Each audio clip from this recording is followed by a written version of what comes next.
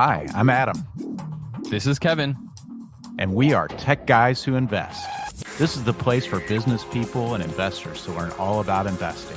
We offer a fresh perspective on what it's like to have a day job while investing, and we share lessons learned on our investing journey. Our vision is to educate and entertain you while adding tons of value to your daily commute. Welcome to our show. Hello, ladies and gentlemen, and welcome to this episode of Tech Guys Who Invest. We have a special guest today who we think you're going to really like because he is an absolute expert at tax and financial planning.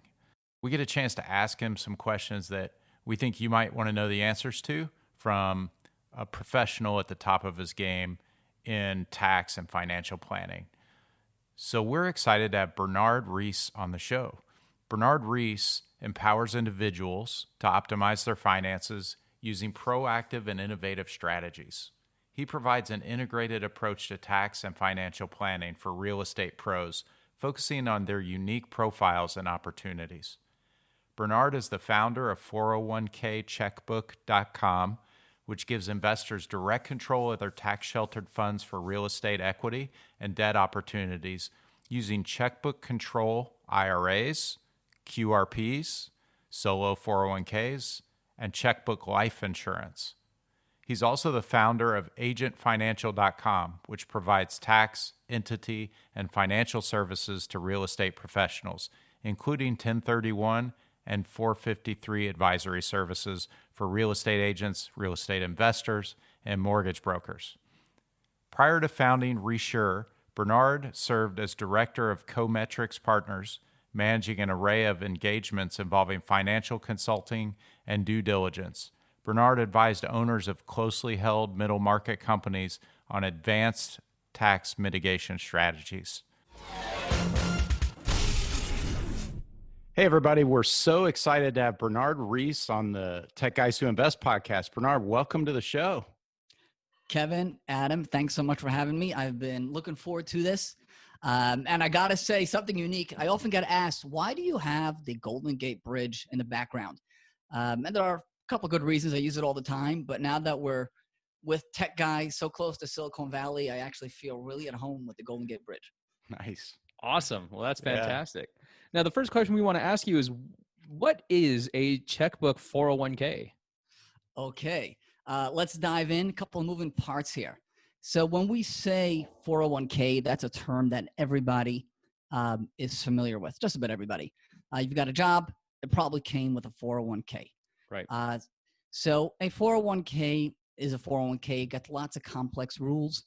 But what tends to happen is that the plan and the company are allowed to be a lot more restrictive than the tax code are. And the way these plans are set up, it's been a bit of a slush fund for financial institutions. The employees put the money in, and that pays all sorts of fees. They're set up generally so that it costs the company as little as possible. But then there's this pot of money to pay all the different people that are servicing the plan, and you get all sorts of restrictions. So when we say checkbook 401k, we're taking the 401k and returning it to what it really is, a pure 401k, where you get direct access to your money and you can invest it in anything that the tax code allows. Nice. Yeah. That's interesting. You said a few things in there we definitely love to unpack. One of the things Kevin and I like to do is educate people on financial concepts, help them increase their financial intelligence. And when we can talk about things that not that many people know about or are able to kind of find out about on their own, we think it adds a lot of value to them. And fees in 401ks is one of those things. I just don't think many people understand. Heck, I don't understand how many fees there are in my 401k, right? Like, can you talk a little bit about that and maybe help some of our listeners who are W-2 employees who have been putting money in 401k, how many fees there could be in a 401k? Yeah, let's do this. It's kind of dizzying and it's almost impossible to get to the bottom of it. Right. Financial institutions do a great job of hiding things in the fine print. The regulators come in and then they say, okay, you have to be more transparent. So they'll kind of make sure to meet the letter of the law, but not the spirit. And then again, you're left scratching your head and trying to figure out what all the fees are. So who are the providers? Who are the service providers to a plan? And what do you need to run a full-blown plan? So there is a plan document. That's one component of the service, right? A 401k plan, when it's created, is essentially a trust that has lots of complex verbiage based on tax law and labor law. So the law governing qualified retirement plans, of which 401k is one type, is one of the most dense and abstruse areas of law, and it's got the overlap between tax and labor law. So the first thing is getting the plan document. And there are a lot of decisions that companies have to make when it comes to designing the document. But that's one service provider and one service, which is getting the document. And before we talk about the fees for a moment, right, the plan document, that's where the company is going to say, okay, we're not letting you do this. We are letting you do that. We're going to limit your investments. We're going to limit your control. We're going to limit when you can take money out, when you can put money in. That's the point at which all those decisions are made when they design the plan. Now, once the plan is set up, it's usually set up in conjunction with a financial institution, financial advisor. So that person is usually the one that's in charge of setting up the menu. Does that mean anything to you, the menu? Do you recognize that term? You get your menu. Is that the funds you can pick from? Exactly. That's Gotcha. your menu of funds. So the financial advisor kind of sets up the menu. And there are some laws about what they have to provide you with. But once that menu's set up, it's kind of static. And the financial advisor is getting generally a percentage of all the assets in the plan because he set up the menu, and maybe once a year he's going to go revisit that and say, all right, let's take out this mutual fund and swap out that one. He's getting a percentage of that. Now, on top of that, you're also going to have each mutual fund has fees built into it. So the financial advisor is getting a percentage of the assets because he said you could pick these 30 mutual funds. But each mutual fund has its own expense load, which is almost impossible to decipher. So you got to dig down to the asset level and figure out all the fees that are in there. So then there's the management fee.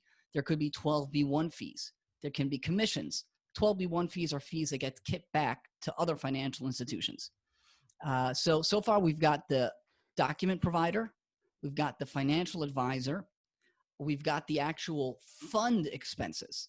Now you've got a custodian who's the one that holds the assets, right? The custodian also gets paid. So that's another layer of fees. Then let's add the record keeper. Now, what's the role of a record keeper? The record keeper is one that keeps track of, all right, John Doe contributed $5,000. So as you're describing this, I was thinking, what are the fees that the 401k my company has? And one of the funds that I had money in a 401k with, the expense ratio is 0.15%. How would you translate that into layman's terms to kind of bring home the fact that there's so many fees in a 401k? Yeah, because that sounds low, right? If you say That it like absolutely is. And let's put that in perspective. You only have getting 0.15 as an expense ratio on a mutual fund is actually quite low, right? But it's been about a 70-year journey to reach that point at which companies are providing this, right? So let's understand there are a lot of different incentives here that are totally perverted, and it's been a very long battle, and only in the last 10 years has the tide began to turn. So there are two things that the company has to think about. One is who's paying for all these fees, right? It's supposed to be an employee benefit that the company pays for. But what usually happens is that, no, the fees come out of the plan money. Well, whose money is in the plan? It's the employee's money that's in the plan, right? And then there's, okay, what are we going to choose? Are we going to try to choose things that are in the best interest of the employees? Or are we just going to, this is going to be, all right, the financial advisor, I don't know, I like him, he's my buddy. All right, I'll give him the business, right? It's kind of more or less they're all fungible, right? They're just selling mutual funds. So it's just like, all right, I like you, or you're my neighbor's kid or whatever. All right, you get 2%. And then he's thinking about, all right, he makes money from more money by putting in this mutual fund. So he puts that in. And then you can have a 401 plan that is just plagued with fees. You don't stand a chance of making money. And if you just go Google 401k lawsuits, you'll see what has been going on. But this is even a battle within Wall Street that's going back 100 years, which is all the fees that people pay and the conflicts of interest that are inherent. So to get to the used to be fees, on a mutual fund, expense ratios, you were looking at 1% to 2% at a minimum. It's only in the last 5 to 10 years that we've gotten mutual funds with an expense ratio of 0.15. So 0.15 is actually quite low as an expense ratio.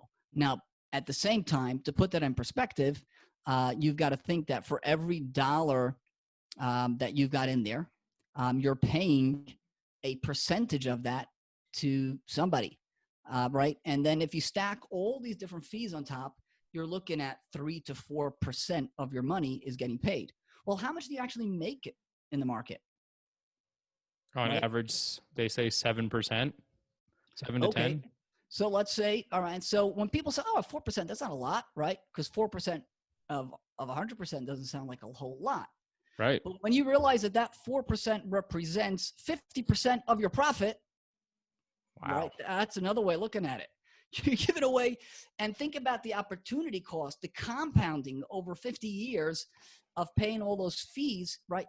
It's the opportunity cost. It's like, hey, if I would have had keep all my profit every year, then I can turn this. That's worth millions of dollars over a lifetime. And I'm not exaggerating. Yeah. I put that in a spreadsheet. That is millions of dollars over a lifetime in foregone compounded returns. So that's and ironically, sometimes people come to us, and what our focus is actually putting you in control. So there is no custodian.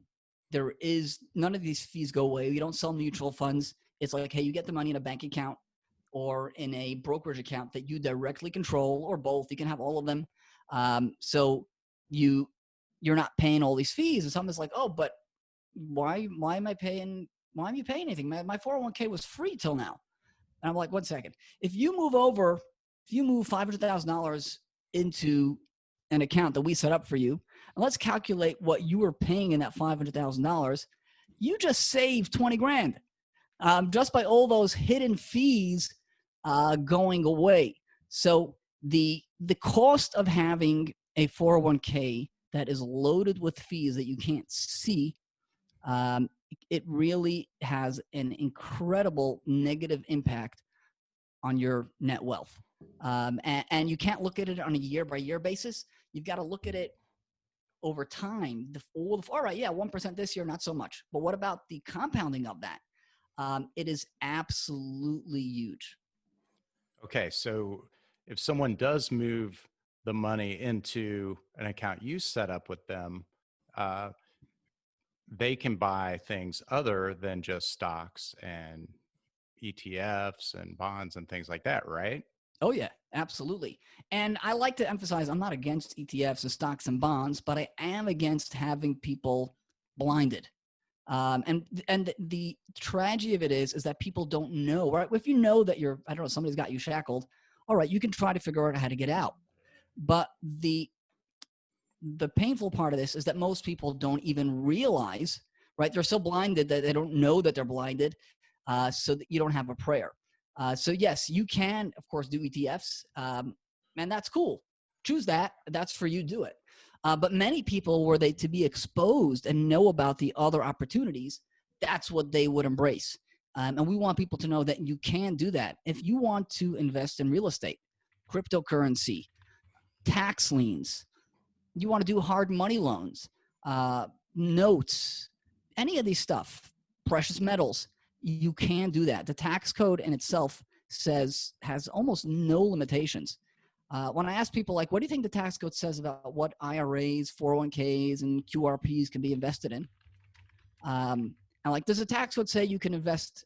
What would you say? Does the tax code say that you can invest in real estate using a QRP or 401k? What would you say, Kevin? Yes, you can. So the answer is yes, you can, but the tax code doesn't say you can't invest in real estate. But guess what else the tax code doesn't say? It doesn't say you can invest in mutual funds. It more or less is silent, right? It says, hey, put money in here and you'll get tax benefits.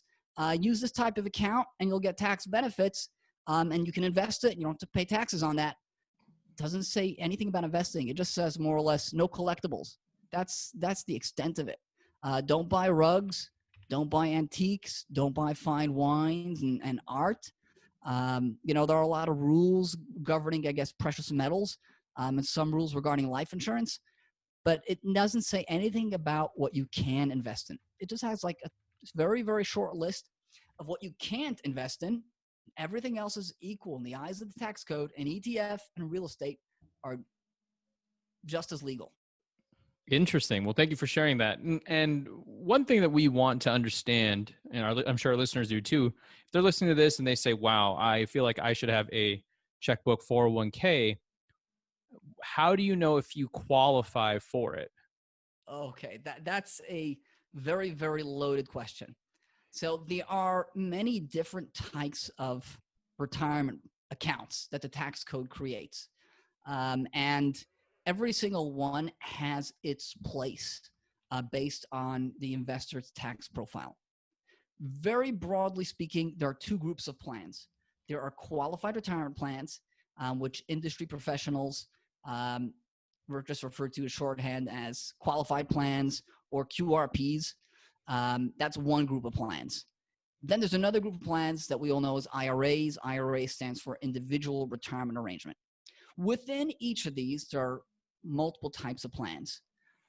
So some plans need to be connected to a business and some be connected to an individual. Are you guys okay going into the weeds? Yeah, I think it's important that we go into the weeds. You're talking about a business versus an individual.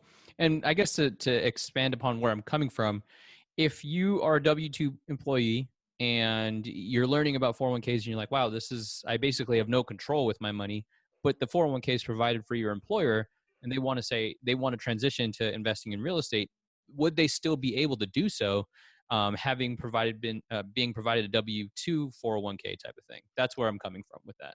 Okay, so you can have and participate in multiple 401ks. So that in and of itself is all cool. And actually, if you really understand how the taxes work, to a certain extent, you can double up. So you can actually have greater contributions, greater tax deductions, or more Roth money. So if you value Roth money, you into Roth? Who likes Roth? I like Roth. I like Roth.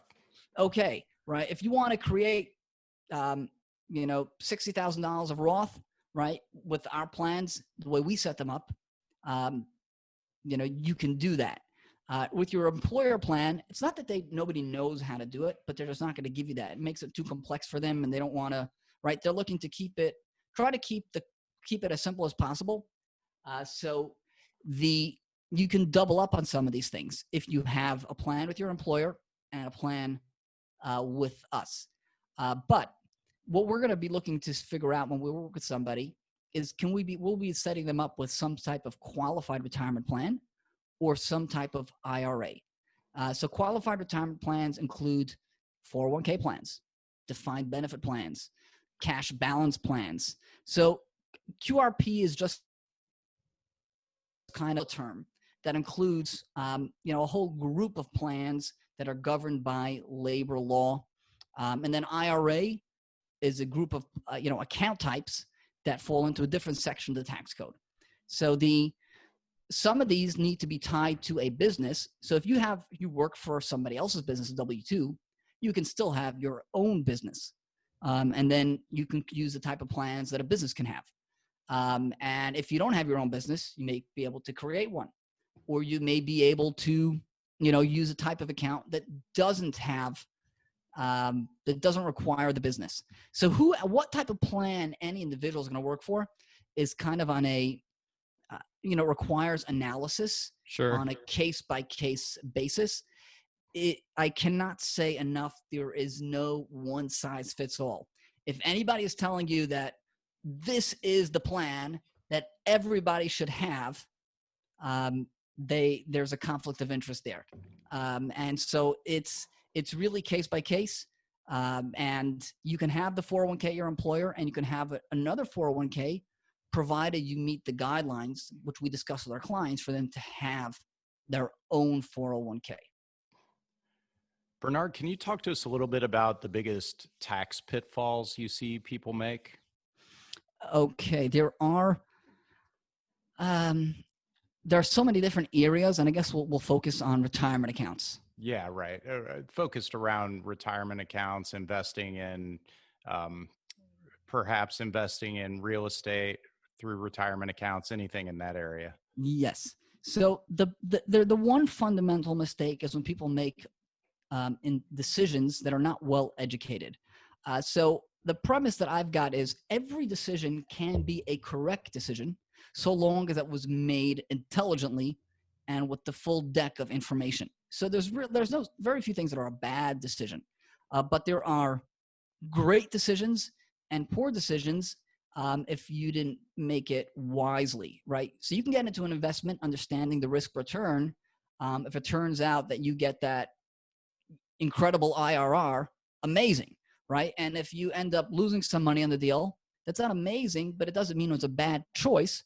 If at the time you went into the deal, you said, all right, this is the upside, this is the downside, these are the risk factors. We're going to try to mitigate those, and we're going to go into the deal, but we don't have a crystal ball. So the fundamental thing that underlies most of the mistakes and pitfalls that I see is people that are not getting information from good sources. They're kind of getting sold on something and not getting honest information. So they're getting either incomplete information or something half truths, and they're not getting something tailored to them, giving them all the information. So that being said, what are some examples? So the first place where you get a mistake with retirement accounts such as these is if you get the wrong type set up. Right. So the wrong type can be the wrong type because from the tax code perspective, you can't have that one, right? You can't have that account type. And if you have it, even if you got all the right paperwork, it's not a qualified retirement plan because it's not set up the way a qualified retirement plan has to be. It's that jigsaw puzzle is not in place. Right. So they're kind of from the get-go, you can be gone. Then right? And so somebody rolls over money to that plan, which is not really a qualified retirement plan, right? They may have the piece of paper that says a qualified retirement plan, but it isn't. So you got to get the right type of retirement account as opposed to like the wrong one. Then at the rollover level, and these are all mistakes that I have seen by people that are well-meaning, but that have unfortunately kind of bought into plans, somebody that's just out there selling these things and promoting it. Is what kind of money can you roll over? You can't, not all retirement account money can be rolled over between retirement accounts. So it's not like, oh, I've got this retirement account, I can roll over to here.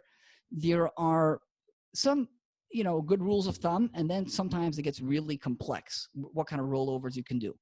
But the big one that I've seen is people rolling over Roth IRAs to a qualified retirement plan.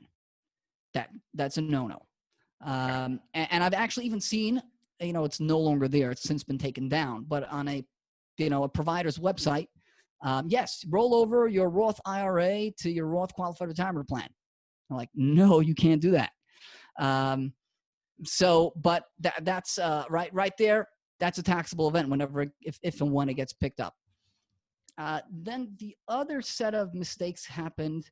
That's kind of the mistakes that relate to people that get qualified retirement plans that they should not be having. Mm-hmm. But the mistake goes the other way. A lot of people have self-directed IRAs that would be better served by having some sort of qualified retirement plan. And the qualified retirement plan does have some downsides to it, some sort of drawbacks to it. And so if the first thing is the level of complexity associated with it is just so much greater than that of an IRA.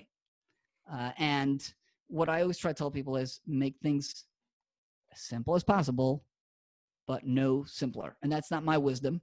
That's Albert Einstein. So, right, when you oversimplify, you're going to end up with mistakes. So for people that can be well served by something that's simpler, maybe it's using kind of in a way Occam's razor. Familiar with that? It's I've like, heard of it. Yeah. but that's like whenever you're trying to design something or find an answer or a solution, um, there you should be biased towards the simplest solution. That's probably going to be the closest thing to the truth.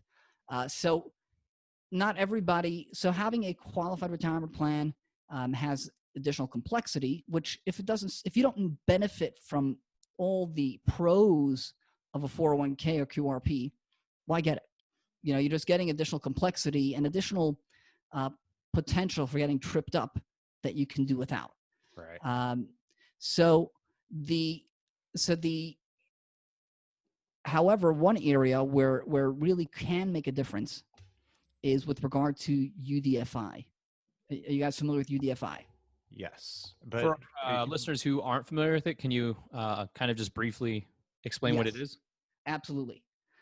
People are maybe surprised to learn that even entities that you think don't pay any tax, like United Way, all sorts of charities, pay taxes sometimes. Certain things that they do make them pay taxes. So even though they're tax-free entities, certain times they have to pay taxes. Same is true for a retirement account, which is a tax-free entity. So there are a lot of taxes that UBIT taxes that IRAs and QRPs can be subject to. And yes, I do encounter lots of people telling me that QRPs don't have UBIT. QRPs absolutely have UBIT, but there are some narrow exceptions that are important if you invest in real estate. So a subset of UBIT is something called UDFI, unrelated debt financed income. And let's try to examine how that works. Say you've got 100 grand in your retirement account, right? Or United Way has $100,000. It's not a retirement account, 501c3 tax-free entity that it wants to invest in real estate. Well, it's got a choice. It can go buy a piece of real estate for $100,000, or it can buy a $300,000 asset, putting down 100 and getting the bank to put up the other 200. Which one would you do? Well, I personally would do the latter. Okay, absolutely. That's the great power of real estate, right? It's the most secure asset out there. Banks love lending against real estate. They feel great, right? The value's here, and it's not going anywhere. You can't put it in your pocket. You can't put it in a Swiss bank account. There's nothing you can do with that real estate. We'd love to lend you money against your real estate. So why? All right, you got to pay some interest, right? But your gain, your return on the leverage portion is just, obviously if it goes against you, leverage is not a good thing. But assuming you've got a good deal on your hands, this leverage is incredible. You'll pay some more interest, which actually offsets your taxes if you have any taxable income. But you're going to get a return on a $300,000 asset, which is so much higher. All right, no brainer. You go for the leverage. Right. Now, say you do this in a taxable account. You do this in your own name. You have the potential to pay taxes on the deal. Right. Now we know in real estate, you're not going to have taxes, right? Because with all the non-cash write-offs, depreciation, and you can potentially get accelerated depreciation and bonus depreciation, you're not seeing any taxable income. You may be cash flowing, but no taxable income. I'm assuming this is stuff that you guys have spoken about a lot on this podcast. This is one of the reasons we love real estate. Yeah, conceptually, but we're not CPAs, so we don't try to speak as if we are. We may parrot what you say, but we're not going to try and teach tax and in that regard. So in a way we do, but in a way we don't also. Okay, I get that disclaimer. Yeah, you got to put that out there. So you're probably not going to have a net taxable income. But at some point down the line, you're holding onto the property a couple of years. Now, all of a sudden, you've raised rents, right? Your interest payments are flat, right? Those stay flat. You got your fixed, maybe you've refied. And now, all of a sudden, you're 5 years into the deal, and maybe you're showing net taxable income, right? And so that's all taxable income, unless, of course, we use other tax tools to eliminate that. But let's just keep this deal on itself. It's generating net taxable income. Now, suppose you've done this deal inside of a retirement account, and your retirement account has 1/3 of the equity, right, and 2/3 there's debt, right? So you put in 100, the bank put in 2/3. Well, a retirement account is tax-free. So should all this money be tax-free, or is only the equity portion tax-free? I would hope everything's tax-free. Right, and that's the way it was up until the late 1950s. And then, being that some couple different things that were going on, and tax-free entities, charitable entities, well, retirement accounts at that point, were kind of abusing their tax-sheltered status. Congress came in and said the portion that's leveraged is taxable. So your 100 grand that you had in your retirement account, the return on that stays tax-free. But the return on the bank's money is taxable. And that's what we call unrelated debt financed income, which is taxable to charitable entities, taxable to retirement accounts, with the very cool carve out, which is that qualified retirement plans do not have this tax on real estate acquisition indebtedness. So it's a narrow carve out for qualified retirement plans with regard to real estate. So this is where, if you're a real estate investor, there's a fundamental difference between a qualified retirement plan, such as a 401k, and an IRA-based account. So that's a very, very key difference. And depending on what you're trying to do, and depending what you're planning to invest in, you may be better served by some sort of qualified retirement plan.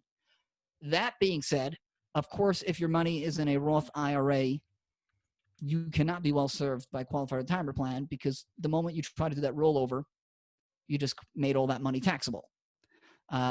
Or if you don't qualify for having a QRP because of your tax profile, it's not the best idea, right? The best idea is still going to be, all right, do it in an IRA, deal with the tax. But the question that you want to ask yourself at that point is not that, like, I wish I could have a QRP. The question you want to ask yourself is, okay, is it worth restructuring myself to qualify for that? What are the rules? Can I qualify? There's a lot of court rulings about, that provide a lot of indication of what does and what doesn't qualify. But it's the question that sometimes, the people that clearly don't fall, say somebody can't have a 401k, or any other type of QRP. The UDFI should not intimidate them. Now, what the mistake happens, where's the pitfall? The pitfall is when somebody sets up an IRA and nobody tells them that you're going to have UDFI. That's where there's a pitfall. Yep, right? I agree. But if somebody, and the same pitfall you got if somebody sets up a QRP and nobody told them, hey, maybe you don't qualify for this, right? That's perhaps an even greater pitfall. So the pitfall doesn't lie in making it's making that uninformed decision. So if somebody is looking, let's say they're having an IRA, they may say, all right, maybe we're going to have this UDFI, so I shouldn't invest in real estate. They should not be intimidated by that, because what you're really looking at is, if you're looking to get into real estate with your IRA, that means you've got some pretty good reasons why you want to move from the stock market into real estate, right? Either you're looking at higher ROI, you're looking at diversification, you're looking to get rid of some volatility, you're looking for something more stable, you're looking for cash flow. There are a lot of things that real estate offers that stocks don't. And again, I always say they're not mutually exclusive. Be diversified. That's cool, right? I'm just against people that are all in stocks because nobody opened their eyes, right? So, and then it's like, all right, so even after contending with this potential tax, you'll still probably come out way ahead doing the real estate. Okay, it's nice. You thought you were going to do this real estate completely tax-free. All right, there's going to be some sort of tax on the bank's money. Right, all right, it's a similar mistake. People are like, okay, so then I want us to get rid of UDFI, so I'm just going to do an all-cash deal. I'm going to buy the $100,000 asset instead of the $300,000 asset. That's not smart. Yeah, I right? agree. Yeah. right? Pay, just like, you know, how about somebody tells you, I'm going to buy a $100,000 asset because if I buy the $300,000 asset, I have to pay the bank interest. Right? How does that sound? Right. Right. Yeah. You'll Yeah, still net out better with the 300. So go with what the net better return is, right? That's exactly it. I mean, Adam, you said that's the question people have to ask themselves, right? Not like, all right, how much does UDFI cost me? It's not important. Where is your net wealth going to be on this side? And where is your net wealth going to be on that side? And that's a decisive factor. That's beautiful advice that I think our listeners really need to listen to again if you didn't get it, because not enough people say that. Or experienced folks, they learn that, but until you get to a certain level, many people get fixated on that. Oh, I don't want it to cost me. They're still thinking in terms of that cost mindset, right? Adam, I just had this conversation with a couple of clients today, and talking about the cost of certain deals they're going to do, the due diligence. And I'm saying, all right, you're not used to spending $20,000, but you've got to take a step back, realize, yes, you're in a different league now. You don't buy a $2 million asset every day, right? So if I ask you to spend $20,000 today, you're like, no, that's a lot of money. That's waste. This is not waste. This is part of your investment. And you've got to change, you got to reframe, Right. and look at things differently. Don't let that trigger, wow, 20 grand, that's a lot of money. Don't let that trigger you. Again, make a smart decision. All right, if the numbers don't add up, if it doesn't make sense to do $20,000 of due diligence on the deal, then don't do it. But don't let the cost, just the emotional aspect of that, get to you. Yeah, that's great advice on reframing. And that comes with the education. You start to look at things from a different lens when you enter in that, input that information from various sources, smarter people like yourself, or books or podcasts that you're reading or listening to. Very good point. I love that. And speaking of tax, you mentioned that before we kind of hit record, you wanted to talk about Biden's tax proposal. So we would love for you to tell us about that talking point. Okay. This is timely, because we're in a period of uncertainty here. Where are things going to go? Mm-hmm. But Biden has made it clear that he will be raising taxes, and he's targeting real estate investors specifically. So he's targeting everybody, but with a special focus on real estate investors. They've given us some very clear proposals, and some vague, items, things that we don't like, but they haven't told us exactly what they're going to do. So they have said that they want to eliminate 1031 exchanges. That's it. 1031 exchanges. Wow. Going away. Well, I'm not saying they're going away, but that's what they would like to do. That's something that's out there, that they said, very specifically they'd like to do. That's a big one. Number two, they want to raise capital gains rates to the same rates as ordinary income. So right now, you hold a property, right, and you sell it. You got long-term capital gains rates, plus, you've got depreciation recapture. You can have net investment income tax, but at the base of it, you're paying capital gains rates, which range from long-term, which range from 0 to 20%, when you sell an asset without a 1031 exchange, right? So here's the saying: we're taking away 1031 exchange, and we're going to raise the tax on that to 40%. Ouch. That is punishing. Another thing that they've said they don't like, but we don't know anything specific, they say, we don't like the fact that real estate investors are claiming depreciation deductions when they're really making money. They've said that. Now, what they might do with that, from a policy perspective, how they would change that, they haven't made anything clear about that. What they would do, maybe they'll get back one thing maybe they would eliminate, is what's called the real estate professional status. Have you guys ever spoken about real estate professional status? No. No, I don't think so. Okay. So what that means is, and this is great. It ties in very well with what we're talking about, the retirement accounts. Should you invest in real estate in your retirement accounts? Is that a good idea?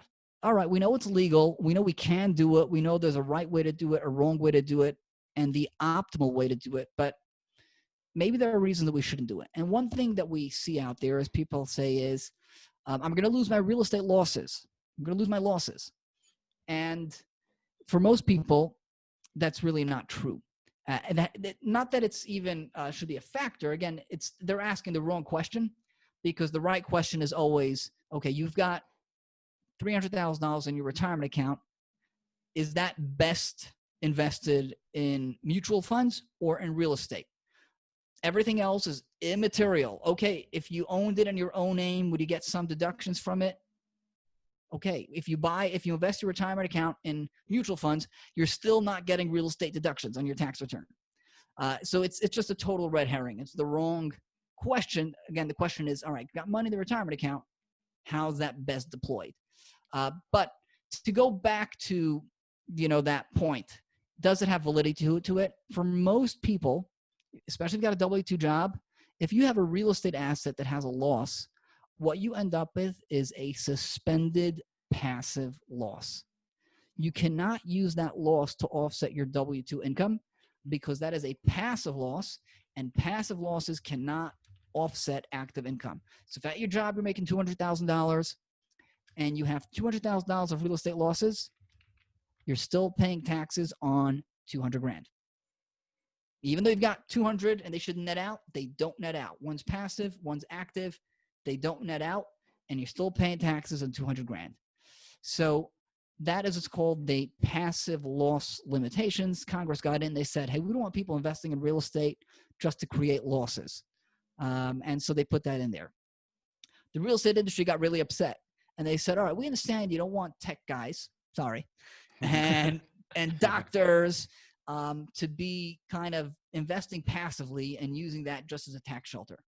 But say I'm a full-time real estate person. I'm a real estate agent.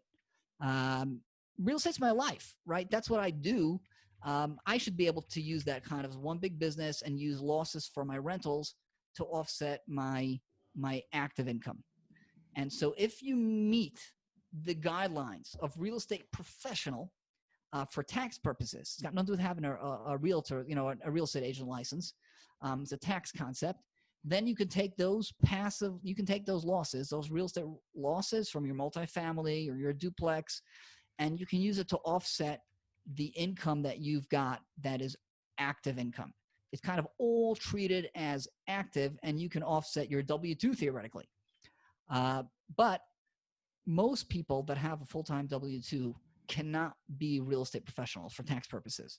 Right. So they're not getting the benefit. Those losses, they just kind of sit on the tax return. They're suspended, and they just roll over from year to year until you have passive income. So one thing I'm speculating Biden may want to do if he gets to office is say, we're getting rid of real estate professional. There was a period where it was a couple of months where there was no real estate professional concept. And maybe that's what they're going to do. They're going to say real estate professional status goes away. I'm thinking that's one thing that they might do. But the upshot of all this, if in fact any of this comes if this is enhancing the appeal of using retirement accounts for real estate. Because if and when the other benefits go away, qualified retirement plans and IRAs are kind of going to be the last frontier where you can still really do things tax-free, and you're not giving up anything on the personal side. So even if somebody is a full-time real estate investor, which up until now, I'd say for full-time real estate investors, retirement accounts have not been a focus unless they wanted to deliberately create Roth money, because Roth is tax-free, and that's the holy grail. And that's valuable to everybody. So we maybe see a change where qualified retirement plans and self-directed IRAs become the go-to tax tool for so many more people. Wow. That's fascinating. Very interesting perspective there, Bernard. So We wouldn't be the tech guys who invest, Bernard, if we didn't ask you a tech question. You didn't prep me for this. You didn't tell me, We would love to know what one of your favorite pieces of tech is. Maybe it's something that makes your life easier professionally or personally, or maybe it's just something that you love. What's a piece of tech that kind of stands out to you? All right. I can take the easy one and say Zoom. But I feel Yeah, like you must have gotten nowadays. so many Zooms over these. You should probably disqualify Zoom. Zoom's not an Right. acceptable answer. During the Uh, pandemic, Zoom doesn't count.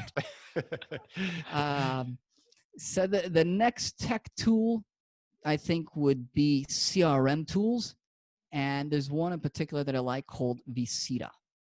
And it's, there are so many CRM tools out there.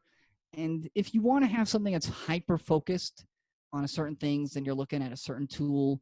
But if you're looking for something that's multi-purpose, kind of Swiss Army knife, may not be the best at, if you're looking at, if you're looking for email marketing and all that, it may not be the best. Maybe you want Active Campaign. Maybe for that thing you may want Customer Hub and again, what the Infusionsoft, what they used to call themselves, right?